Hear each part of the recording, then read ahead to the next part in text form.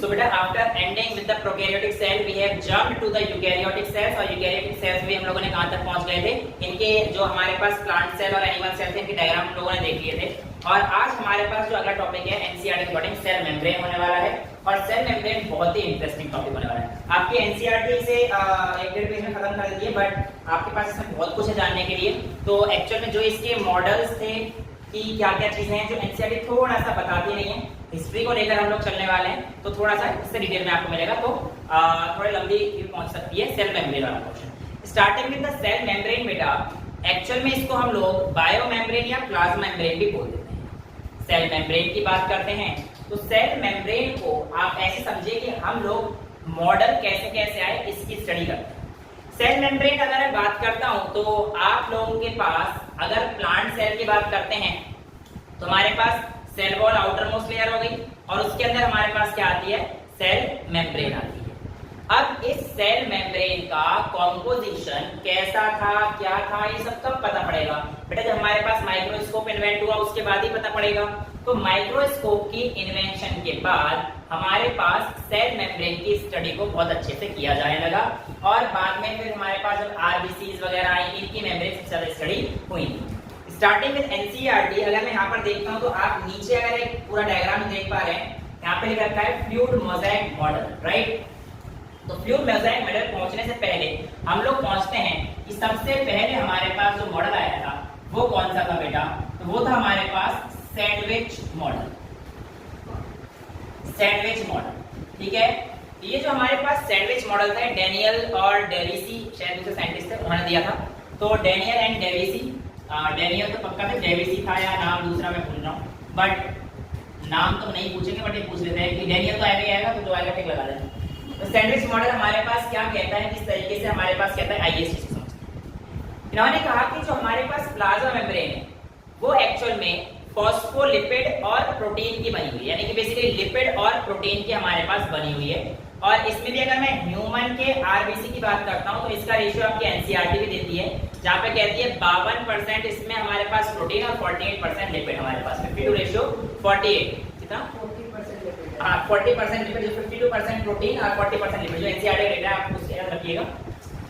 अब यहाँ पर डेनियल और डेविसी ने बेटा क्या बोला था, आइए इस चीज को समझो। इन्होंने कहा कि जो हमारे पास फॉस्फोलिपिड्स होते हैं या फिर लिपिड्स होते हैं वो इस तरीके से अरेंज होते हैं कि वो थोड़ा सा प्रोटीन के अंदर रहते हैं, यानी कि पेरीफेरी में क्या रहने वाले हैं आपके, प्रोटीन रहने वाले हैं, पेरीफेरी मतलब बाहर वाले पोर्शन में, और अंदर क्या रहने वाले हैं आपके लिपिड्स के मॉलिक्यूल रहने वाले हैं। उन्होंने कहा कि जो लिपिड के मॉलिक्यूल है, पहले लिपिड का स्ट्रक्चर अगर जान लेते हैं बेटा तो हमारे पास ऐसे रहता है कि फैट का मॉलिक्यूल होता है, ठीक है, और नीचे हमारे पास ये जो इसकी टेल होती है ये बेसिकली नॉन पोलर पार्ट होता है। क्या होता है, नॉन पोलर पार्ट। तो ये हाइड्रोफोबिक होता है, ये क्या होता है, नॉन पोलर पार्ट होता है। और ये इसका हेड होता है, इसमें जनरली फॉस्फो कंपाउंड होते हैं, तो ये हमारे पास हेड पार्ट होता है। और ये पोलर भी होता है प्लस हाइड्रोफिलिक होता है, वाटर लविंग होता है। अब इसने कहा कि जो हमारे पास ये फॉस्फोलिपिड है ना, ये कुछ इस तरीके से अरेंज होता है कि सबसे बाहर तो हमारे पास प्रोटीन की लेयर अरेंज होती है और जो प्रोटीन की लेयर है वो कैसी होती है, अल्फा ग्लोब्यूलर प्रोटीन। कैसे प्रोटीन बोले इन्होंने, अल्फा ग्लोब्यूलर प्रोटीन। अब अल्फा ग्लोब्यूलर का मतलब था कि आपके पास ये सर्कुलर प्रोटीन थे बेटा, जहां पे अल्फा ग्लोब्यूलर प्रोटीन आएगा हमारे पास कैसे प्रोटीन थे, सर्कुलर शेप वाले प्रोटीन थे। तो हुआ क्या, इन्होंने कहा कि इस तरीके से कुछ आप अरेंजमेंट को समझिए कि आपके पास बाहर तो प्रोटीन की लेयर है और इसके बाद जो आपके पास ये वाला पोर्शन आएगा कौन सा, लिपिड का, ये कुछ इस तरीके से अरेंज रहने वाला है, ये ऐसे इस तरीके से, ठीक है, ये इससे जुड़े हुए हैं बेसिकली। अभी बना देता हूं, पहले ये लिपिड बना देता हूं, ठीक है। तो ये ऐसे प्रोटीन आपके पास जो है जुड़े हुए हैं। अब जो हमारे पास लिपिड ऐसे लेयर में दिख रहे हैं, उसने कहा कि अब ये दूसरा लिपिड आएगा ना वो इससे टच नहीं होगा, दूसरे लिपिड का ये वाला जो फेस था इन्वर्ट हो जाएगा, यानी कि दूसरा लिपिड आएगा कुछ इस तरीके से। ये हमारे पास क्या आ रहा है, दूसरा लिपिड, और बाकी इस लेयर को जोड़ रही है, यहाँ पे भी क्या होगी, प्रोटीन की लेयर होगी, बीच में गैप पड़ेगा। हाँ बीच में एक्चुअली क्या गैप था वो आपको अभी आगे जब हम लोग फ्लूइड मोज़ेक मॉडल पढ़ेंगे तब आपको जो है समझ में आ जाएगा। ठीक है, तो बेसिकली अगर आप देख पा रहे हो इसमें क्या बोला कि अल्फा ग्लोबुलर प्रोटीन, फिर लिपिड की लेयर, फिर हमारे पास लिपिड की और बाहर क्या होंगे हमारे पास बेसिकली प्रोटीन। तो प्रोटीन पेरीफेरी में रहते हैं यानी कि बाहर की तरफ रहते हैं और लिपिड्स अंदर रहते हैं। ठीक है, ये किसका मॉडल था बेटा? डैनियल और डेविसी का सैंडविच मॉडल था सबसे पहला, जो आपके प्लाज्मा मेम्ब्रेन, क्योंकि प्लाज्मा मेम्ब्रेन किसकी बनी है? प्रोटीन और फॉस्फोलिपिड्स की। तो प्लाज्मा मेम्ब्रेन को स्टडी करने जा रहे हैं हम लोग। पहला मॉडल जिसने हमें बताया, कुछ इंट्रोडक्शन दिया, जिसे सैंडविच मॉडल कहते हैं। ये देखो, ये हमारे पास बीच में क्या बना हुआ है, बिल्कुल सैंडविच की तरह आपको दिख रहा है। ये हमारे पास एक गैप बना हुआ है, इसका कुछ भी भर दो आप, जो टमाटर प्याज जो भी भरना है, राइट। तो अब यहाँ पर आप लोगों के पास ये पहला मॉडल आ, लेकिन पहला मॉडल आने पर इस मॉडल में कुछ दिक्कतें थी। अब वो दिक्कत क्या थी ये समझिए। देखो बेटा, इस मॉडल के अकॉर्डिंग अगर हम लोग बात करते हैं तो जो सैंडविच मॉडल था ये यहाँ पर एक बहुत ही रिजिड स्ट्रक्चर दिखा रहा है, यानी कि हिलेंगे ही। ये कुछ इस तरीके से पार्टिकल को दिखा रहा है, मतलब जो इसका अरेंजमेंट है इस तरीके से इसने बताया था कि ये पार्टिकल बहुत ही रिजिड है, लेकिन ऐसा नहीं होता है। जो हमारा सेल मेम्ब्रेन आता है बेटा, वो किस तरीके का पाया जाता है कि वो क्वाजी स्टैटिक नेचर का है, यानी कि कुछ जेली टाइप का है, फ्लूइडिस्ट है और वो आराम से इधर उधर मूवमेंट शो कर सकता है, तो उसका क्वाजी स्टैटिक नेचर है। ठीक है, क्वाजी नेचर है बेसिकली। अब यहाँ पर और वो दो तीन चीजें देखी गई, वो भी थी। एक्चुअल में क्या होता है कि हमारे पास, अब मान के चलो कोई चीज यहाँ पर है, राइट, लेट्स से वाटर का मॉलिक्यूल, उसको यहाँ से यहाँ पर जाना है। अब ऑब्वियसली बात है उसको ये वाली चीज तो पार करनी ही पड़ेगी भाई। यहाँ से अगर सेल के अंदर से पार जाना है तो ऐसे ही तो जाएगा वो। एक्चुअल में ऐसे तो जा नहीं सकता, जाता ऐसे भी है, पर वो कैसे कैसे जब वो धीरे धीरे आगे बढ़ेंगे वो पढ़ेंगे, कैरियर प्रोटीन वगैरह वो आगे देखेंगे। बट अभी के लिए हमारे पास क्या है कि अगर मान के चलिए आपके पास वाटर को यहाँ से यहाँ पर निकलना है, तो वाटर कैसे निकलेगा? आप कहोगे कि सर यहाँ पे पहले प्रोटीन के पास आएगा, फिर इस लेयर को हटाएगा और फिर यहाँ पे हमारे पास आ जाएगा। बात तो आपकी सही है, यहाँ सर ऐसे ही होगा। लेकिन आप लोगों को यहाँ पर एक चीज पता होनी चाहिए सबसे पहली, कि जो आपका प्लाज्मा मेम्ब्रेन है बेटा, ये सिलेक्टिवली परमिएबल मेम्ब्रेन। क्या है?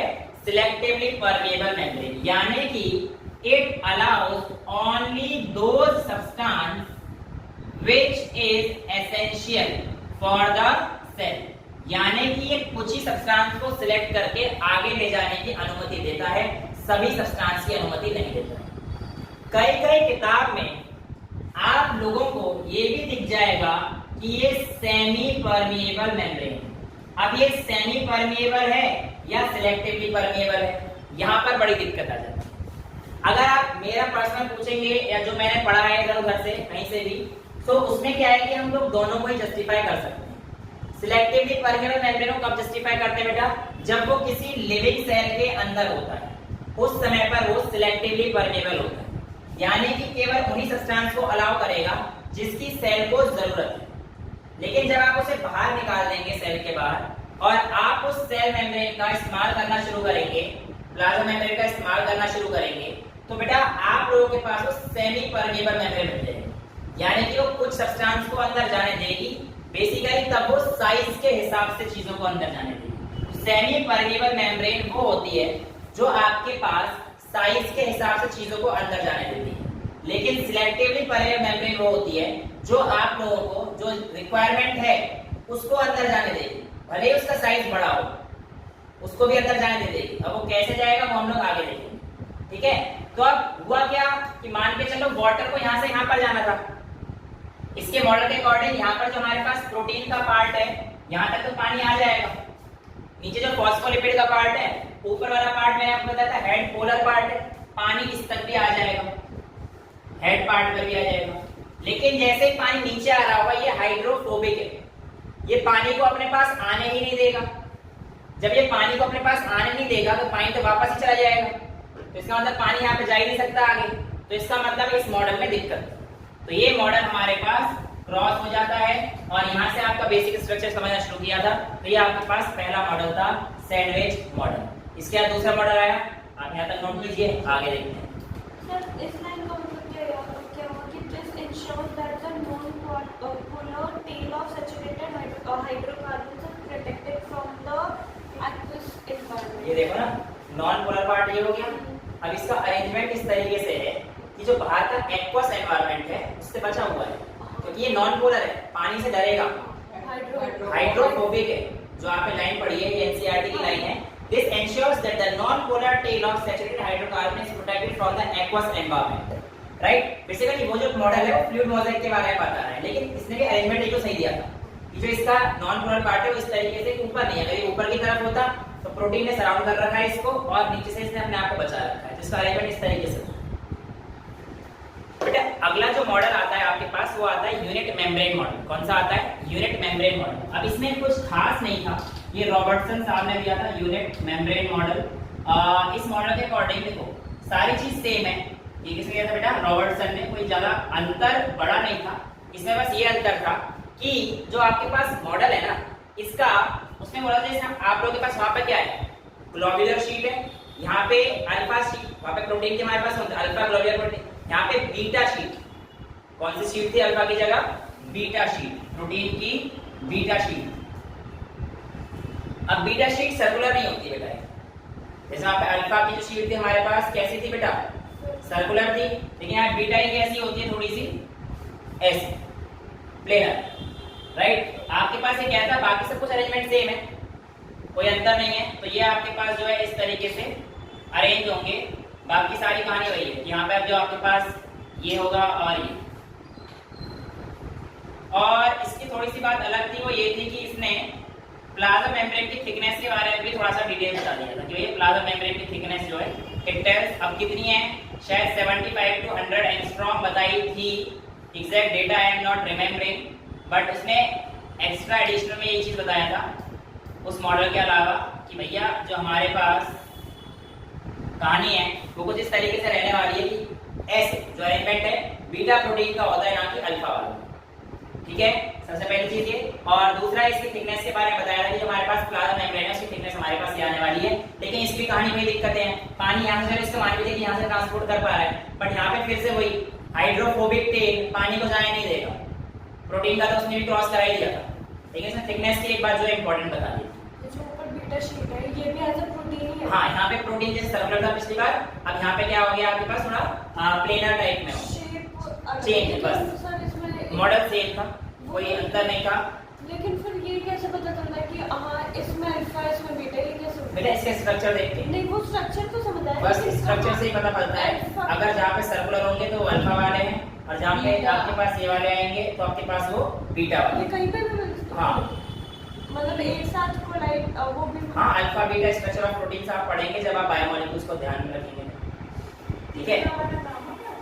नहीं अब तीसरा गामा का नहीं आएगा, तीसरा हम लोग फ्लूइड मोज़ेक मॉडल तक पहुंच जाएंगे, है ना। अल्फा बीटा गामा नहीं पढ़ रहे, टेंशन ना लो इतना।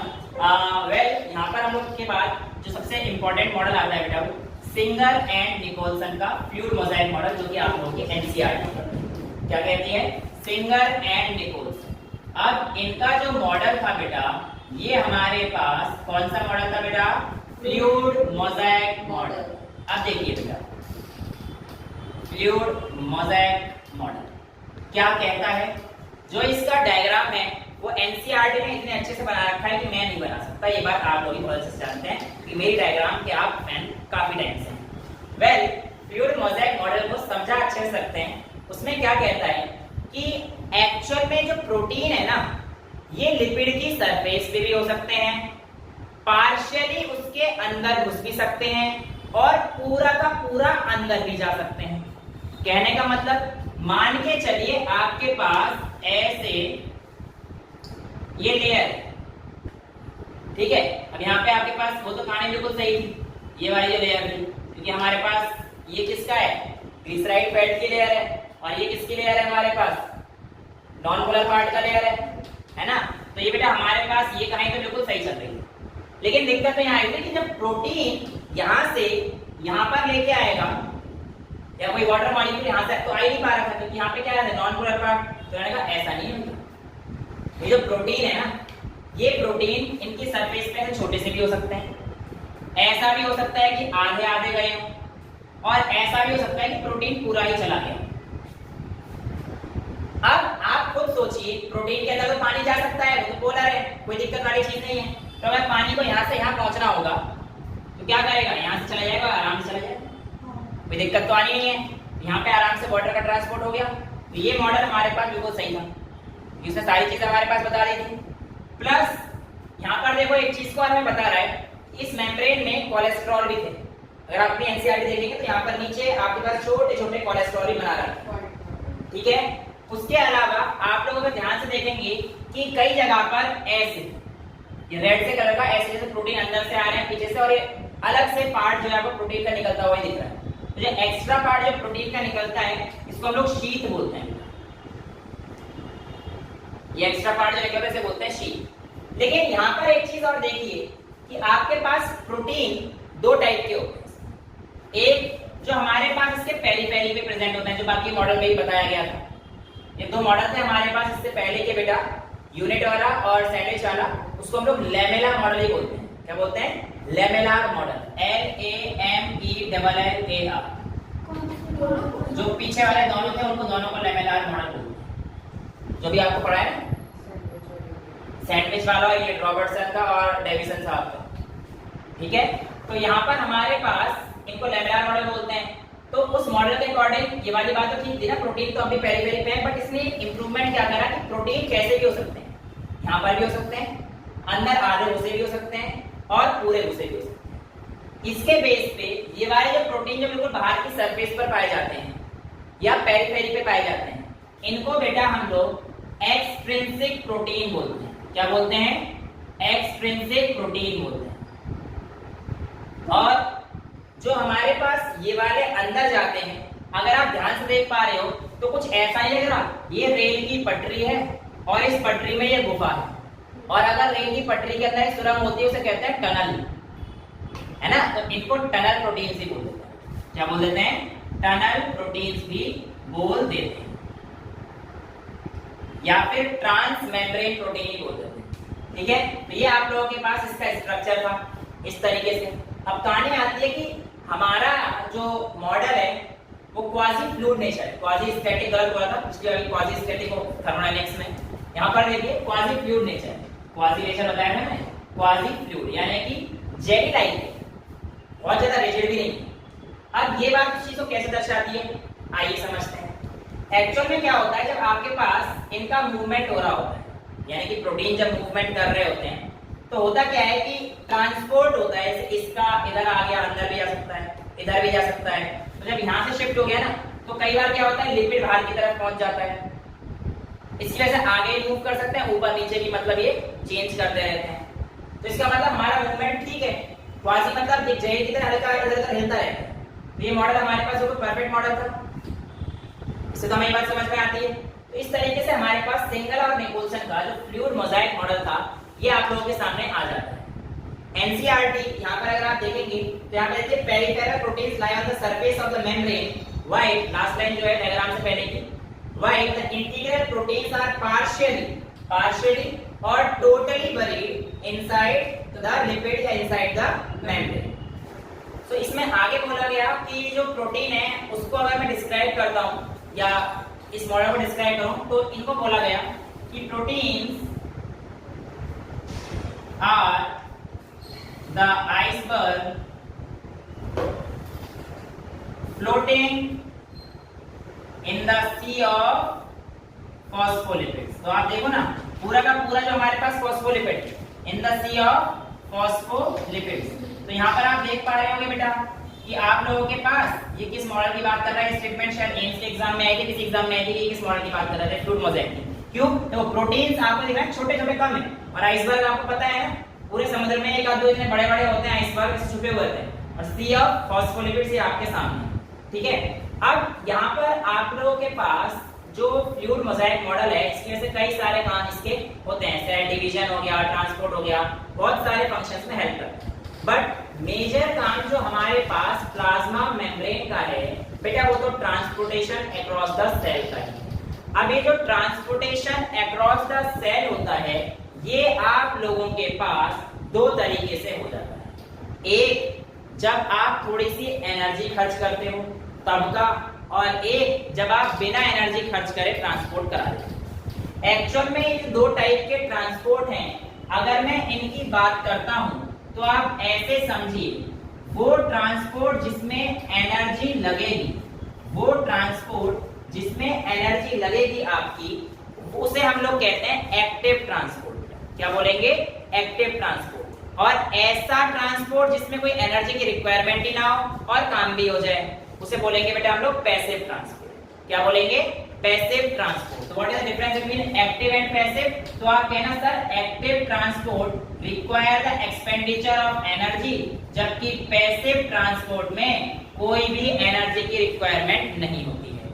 बात करते हैं पैसिव ट्रांसपोर्ट की। पहले एक्चुअल में आप लोगों ने एक फंडा पढ़ा होगा, ऑस्मोसिस। क्या पढ़ा है? ऑस्मोसिस। तो बेटा ऑस्मोसिस या डिफ्यूजन ये आपके पास एक पैसिव प्रोसेस है, ठीक है। आइए देखते हैं काम कैसे करता है। पैसिव प्रोसेस में सबसे पहले मैं ऑस्मोसिस को लेकर चलता हूं। ऑस्मोसिस में क्या होता है कि आप लोग जो डेफिनेशन देते हैं वो बेटा सॉल्वेंट के हिसाब से दी जाती है। तो आप लोग कहेंगे ऑस्मोसिस में movement of solvent from its higher concentration to its lower concentration. ये आप लोग क्लास 9 में ही पढ़ते हैं कि ऑस्मोसिस का मतलब movement of solvent from the region of its higher concentration to its lower concentration. अब कहना क्या चाह रहा है, ऐसे समझ लेते हैं। आप लोगों के पास ये याद रख लीजिए, across semi permeable membrane, across semi permeable membrane. कैसे?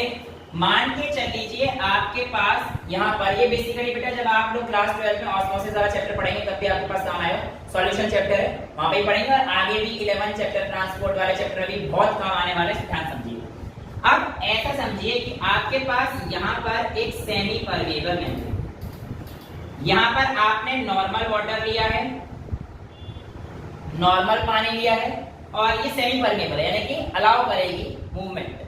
यहाँ पर आप लोगों ने सलाइन वाटर लिया है, समुद्र का पानी लिया है, सॉल्ट वाटर लिया, सलाइन वाटर आपने यहाँ पर ले लिया। अब जब आप लोगों ने इसको इस सेमी परमिएबल मेम्ब्रेन से सेपरेट किया तो होगा क्या कि ऑस्मोसिस, और कहां से कहां पर सॉल्वेंट मूव करेगा। देखो सलाइन वाटर में हमारे पास क्या है, सॉल्ट प्लस वाटर, यानी कि बिल्कुल सेम लेवल है, मान के चलते हैं दोनों का बिल्कुल 100 है। तो इसका मतलब अगर इसका ml भी 100 ml है और ये भी 100 ml है, तो इसमें तो कुछ है ही नहीं, नॉर्मल है, तो सारा का सारा पानी, यानी कि पानी यहाँ पर ज्यादा है, राइट। तो अब होगा क्या कि यहां से पानी इस तरफ जाना शुरू हो जाएगा, क्योंकि यहाँ पर हमारे पास कंसंट्रेशन क्या है, ज्यादा है पानी की, सॉल्वेंट तो पानी है ना, इधर पानी की कंसंट्रेशन कम है क्योंकि सॉल्ट भी है, सॉल्ट प्लस वाटर मिला के 100 हो रहा है ना बेटा। तो यहाँ पे पानी की कंसंट्रेशन कम है, तो पानी ज्यादा से कम में जाए, उस प्रोसेस को हम लोग क्या बोलते हैं बेटा, ऑस्मोसिस। और इसी प्रोसेस का इस्तेमाल करके हम अपने 3 टाइप के सॉल्यूशन बनाते हैं, अगर आपको याद हो, हाइपोटोनिक, हाइपरटोनिक और आइसोटोनिक। हाइपोटोनिक की अगर मैं बात करता हूं बेटा, तो आप ऐसे समझिए, जब आप लोगों के पास अगर एक सेल रखा हुआ है और इस सेल को, अभी मैं ऐसा मान लेता हूं प्लांट सेल नहीं, एनिमल सेल लेते हैं, पहले एनिमल सेल हम कैसे, एक एनिमल सेल रखा हुआ, उस सेल के सराउंडिंग में जो आप लोगों ने सॉल्यूशन लिया है वो कुछ इस तरीके से है कि वहां पर सॉल्ट की कंसंट्रेशन कम है और पानी की ज्यादा है। मैं किसकी बात कर रहा हूं, इस सॉल्यूशन में सॉल्ट की कंसंट्रेशन क्या है बेटा, कम है, और पानी की जो है ज्यादा है, तो ये हाइपोटोनिक होता है। और अगर इसी में हम लोग उल्टा कर देते तो हमारे पास हाइपरटोनिक, जो हम लोग आगे देखेंगे। तो देखो बेटा क्या होगा, इसका मतलब ये कि एनिमल सेल के अंदर पानी की कंसंट्रेशन ज्यादा है, ठीक है, सॉरी पानी की कंसंट्रेशन कम है, क्योंकि यहाँ पे पानी की कंसंट्रेशन बाहर ज्यादा है। तो इस बात का मतलब ये है कि बाहर सॉल्यूशन में सॉल्ट की कंसंट्रेशन कम है और पानी की ज्यादा है। इसका मतलब क्या होगी, अंदर हमारे पास पानी की कंसंट्रेशन कम है, एनिमल सेल के अंदर पानी की कंसंट्रेशन कम है। अब जब लोगों ने हाइपोटोनिक में रखा है एनिमल सेल को, तो क्या होगा बेटा, जहां पर पानी ज्यादा है यानी कि बाहर, यहां से इस सेमी परमिएबल मेम्ब्रेन के थ्रू पानी कहां जाएगा, अंदर जाएगा, तो सेल आपका क्या हो जाएगा, स्वेल हो जाता है। ये केस आप लोग देखते हैं जब आप रात में किशमिश को भिगो के रख देते हैं। किशमिश के अंदर पानी कम होता है और बाहर पानी ज्यादा होता है। बाहर का पानी सेमी परमेबल मेम्ब्रेन के थ्रू अंदर जाके फूल जाता है। ये कहानी आप लोगों के पास आती है इन केस ऑफ हाइपोटोनिक बेटा। लेकिन अगर हम लोग बात करते हैं हाइपरटोनिक की, तो हाइपरटोनिक में हमारे पास, अच्छा ये कहानी कब तक होती है ये भी आपको पता होना चाहिए। ऐसा नहीं है कि कहानी होती रहेगी और किशमिश फूट जाएगी। एक पॉइंट आता है जिसको हम लोग बोलते हैं इक्विलिब्रियम, यानी कि दोनों तरफ जो कंसंट्रेशन है वो लगभग बराबर हो गई। तो हमारे पास वहां पर क्या होती है कि जितना अंदर जा रहा है उतना ही बाहर आ रहा है। कई लोग ये कहते हैं इक्विलिब्रियम का मतलब है सर आपके रिएक्शन रुक गई। नहीं, इक्विलिब्रियम का मतलब है कि जितना आगे जा रहा है उतना पीछे भी आ रहा है, नहीं जितना अंदर जा रहा है उतना ही बाहर आ रहा है। तो इसका मतलब यहाँ पर भी जो हमारे पास इक्विलिब्रियम में पहुंच जाएगा उसका कोई चेंज नहीं आएगा। ठीक है, अब अगर मैं कहता हूं कि मेरे पास ये सेल है, ये क्या है मेरे पास सेल है और बाहर हाइपरटोनिक है, यानी कि ये वाला जो मीडियम है इसमें सॉल्ट की कंसंट्रेशन ज्यादा है और पानी की कंसंट्रेशन कम। इस सेल के अंदर ऑब्वियसली बात है पानी की कंसंट्रेशन ज्यादा होगी, क्योंकि इसमें पानी की कंसंट्रेशन ज्यादा है। तो ऑस्मोसिस के दौरान यहाँ से बाहर पानी आ जाएगा और जब ये पानी बाहर आएगा तो हमारे पास क्या हो जाएगा बेटा, सेल विल श्रिंक। इसलिए हाइपरटोनिक के केस में हमारे पास सेल क्या हो जाता है, श्रिंक हो जाता है। ठीक है, नेक्स्ट हमारे पास जो आता है आइसोटोनिक बेटा। तो आइसोटोनिक में अगर हम लोग बात करेंगे तो नेट मूवमेंट होगा ही नहीं, क्योंकि हमारे पास जितना कंसंट्रेशन इसका रखा जाता है वही कंसंट्रेशन इसका भी रखा जाता है। तो इस तरीके से आपके पास तीन तरीके से ऑस्मोसिस को डिफाइन करने पर हमारे पास ये क्वेश्चन आते हैं और इस तरीके से डिफाइन किया जाता है। ये हमारे पास एनिमल सेल की बात हो गई है बेटा। प्लांट सेल के केस में क्या होगा, देखो प्लांट सेल को मैं रखता हूँ, कहानी तो बिल्कुल सेम होने वाली है। अगर मैं हाइपोटोनिक में करता हूँ तो हमारे पास यहाँ पर क्या होता है, सेल स्वेल हो गया था और बर्स्ट भी हो सकता है। ठीक है, तो यहाँ पर हमारे पास जो केस आता है हाइपोटोनिक में, यहाँ पर आप लोगों ने देखा होगा कि सेल में बर्स्ट, लेकिन ये किसकी कहानी है बेटा, एनिमल सेल। लेकिन प्लांट सेल के केस में क्या सेल बर्स्ट होगा, तो मैंने आपको बोला था किशमिश नहीं होगी, है ना। तो क्यों नहीं होगा इसका रीजन जानते हैं। लेकिन अगर एनिमल सेल आरबीसी का हो तो आरबीसी बर्स्ट हो जाती है। एक्चुअल में क्या होता है, ये कहानी बिल्कुल सेम रहती है, लेकिन प्लांट सेल में क्योंकि हमारे पास सेल वॉल भी होती है और ये सेल वॉल एक एक्स्ट्रा प्रेशर हैंडल कर लेती है, जिसकी वजह से वो ज्यादा टर्जेड हो जाती है लेकिन फूटती नहीं। इसलिए प्लांट के सेल में जब हमारे पास ये कहानी होती है तो फूल जाएगा, इससे ज्यादा कुछ नहीं होने वाला, फटेगी as compared to the animal cell. Comparing अगर हम लोग करते हैं किसको, यहाँ पर हाइपरटोनिक में प्लांट सेल को, तो बेटा हाइपरटोनिक में क्या होता है ये आपको पता होना चाहिए। जैसे ये प्लांट सेल है मान के चल लीजिए, राइट। अब आपको मेजरली ये भी चीज पता होनी चाहिए कि प्लांट सेल में मैंने आपको उस दिन बताया था मेजर पोर्शन किसका होता है, वैक्यूल का होता है। और वैक्यूल में जो सैक होता है उसमें वाटर और मिनरल्स ही भरे रहते हैं। तो अब वाटर अगर निकलेगा तो किससे निकलेगा, इस वैक्यूल से निकलेगा। यहाँ तो होता ही है ना, कम होता है बेटा, इस वैक्यूल से वाटर निकलेगा। तो प्लांट के जो सेल होते हैं हाइपरटोनिक में रखने पे वो श्रिंक भी नहीं होते, वो बस क्या करते हैं, शेप भी चेंज नहीं होगा उनका। जैसे ये वाटर यहाँ से बाहर जाएगा, जब इस वैक्यूल से वाटर बाहर गया तो इनके कॉर्नर से जो सारे मटेरियल है ना वो थोड़े से यहाँ पर आ जाएंगे, ऐसे अंदर की तरफ। जो कॉर्नर से मटेरियल है वो अंदर की तरफ आ जाएंगे और इस प्रोसेस को हम लोग कहते हैं प्लाज्मोलाइसिस। क्या बोलते हैं, प्लाज्मोलाइसिस। तो ये हमारे पास जो प्लाज्मोलाइसिस है इसका मतलब क्या है कि जब आपके पास ये कॉर्नर श्रिंक हो जाते हैं, थोड़े पूरा सेल श्रिंक नहीं हो रहा, सिर्फ कॉर्नर वाले पोर्शन श्रिंक हो जाता है। जब आपने उसे हाइपरटोनिक में रखा तो कॉर्नर वाले श्रिंक हो जाएंगे, उसे क्या बोलेंगे हम लोग, प्लाज्मोलाइसिस। लेकिन जब आप इसे वापस से हाइपोटोनिक में रख दोगे तो कहानी क्या होगी, ये जो सेल था फिर दोबारा से रीगेन कर लेगा। हाइपोटोनिक में तो बाहर से अंदर जाता है पानी, जब ये रीगेन कर लेगा तो ये वापस से फूल जाएगा और ये जहाँ पे मटेरियल थे वहीं पे पहुंच जाएंगे। उस प्रोसेस को बोलते हैं डीप्लाज्मोलाइसिस। क्या बोलते हैं बेटा, डीप्लाज्मोलाइसिस। तो ये आप लोगों के पास ऑस्मोसिस के केस में आता है। Osmosis is a type of passive transport जिसमें कोई भी एनर्जी की रिक्वायरमेंट नहीं होती है। ये हमारे पास पहला पैसिव ट्रांसपोर्ट का केस था। दूसरा जो पैसिव ट्रांसपोर्ट का केस है बेटा वो हमारे पास आता है डिफ्यूजन। किसमें आता है? डिफ्यूजन। देखो बेटा, अगर मैं डिफ्यूजन की बात करता हूं तो डिफ्यूजन बिल्कुल सेम इसी की तरह है, बस यहां पर अंतर आता है तो मूवमेंट ऑफ सॉल्यूट पार्टिकल्स का है।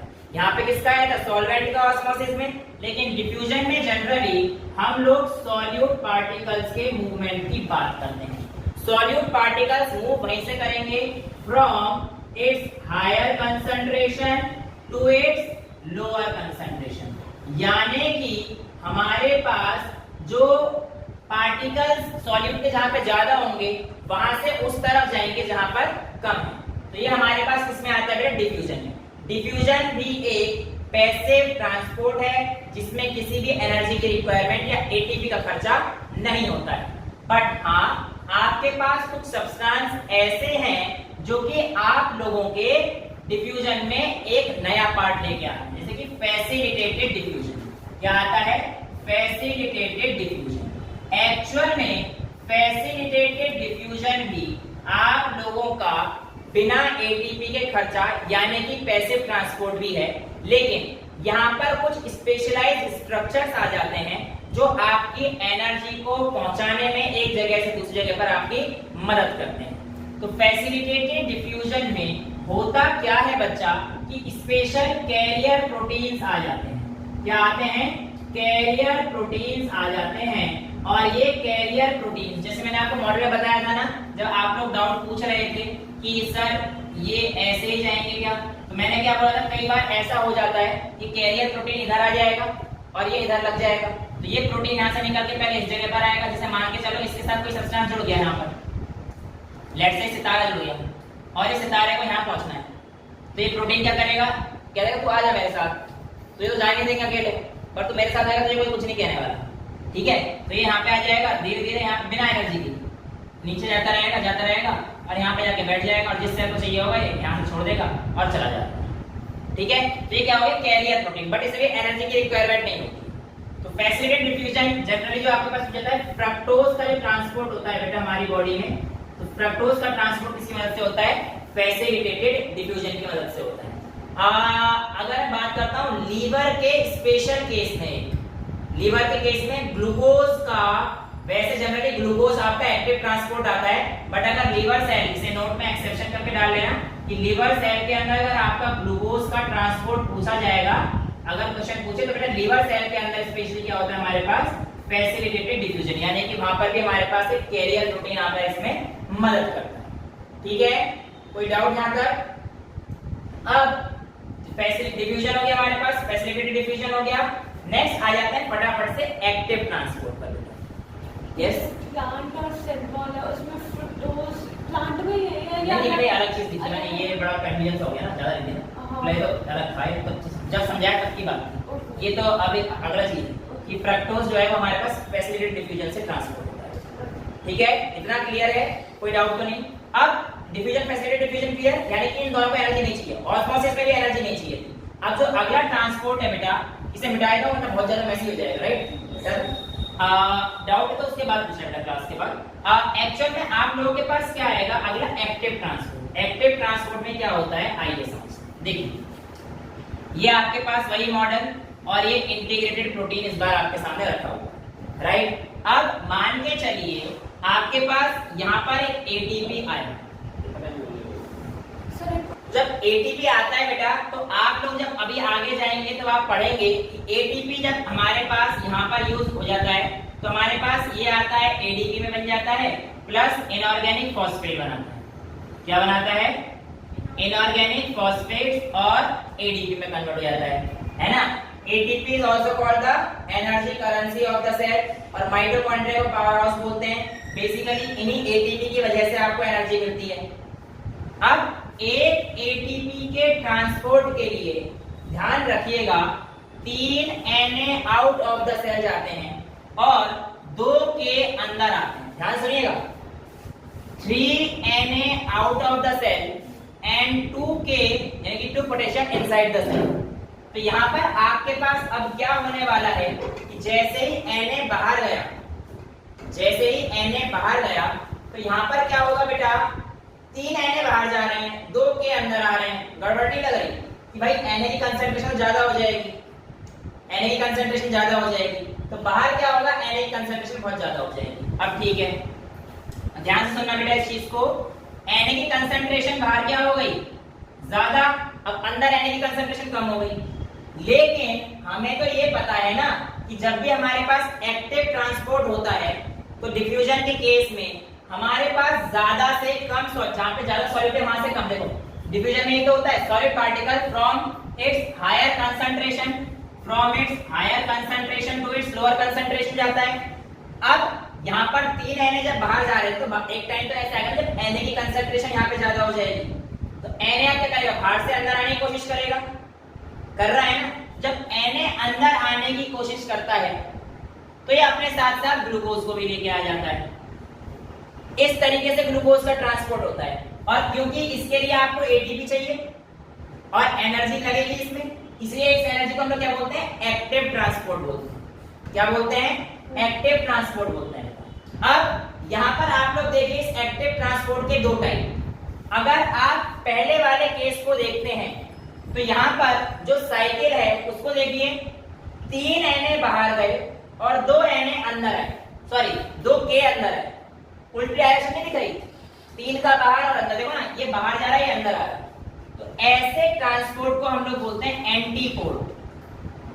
क्या बोलते हैं, एंटीपोड, जहां पे 3 Na बाहर गए और 2 K अंदर आए, उल्टी डायरेक्शन में दोनों, इसलिए एंटीपोड। लेकिन यहाँ पर देखना जिस तरफ Na आ रहा है उसी तरफ ग्लूकोज भी आ रहा है, इसीलिए ऐसे ट्रांसपोर्ट को हम लोग क्या बोलते हैं, सिम्पोर्ट। हालांकि ऐसा भी कहा जाता है कि ये प्राइमरी एक्टिव ट्रांसपोर्ट है और ये सेकेंडरी है। क्यों, क्योंकि ये तभी पॉसिबल हो पाया है जब प्राइमरी वाला है, जब 3 Na बाहर जाएंगे तभी तो Na की कंसंट्रेशन ज्यादा होगी, अदरवाइज तो कभी बनेगा ही नहीं। लेकिन क्योंकि ये बनता इसकी वजह से है और ग्लूकोज का ट्रांसफर जो अंदर होता है सेल के वो भी इसी की वजह से होता है, और इसी कारण से ग्लूकोज के ट्रांसपोर्ट को हम लोगों ने एक्टिव ट्रांसपोर्ट के अंदर रखा है।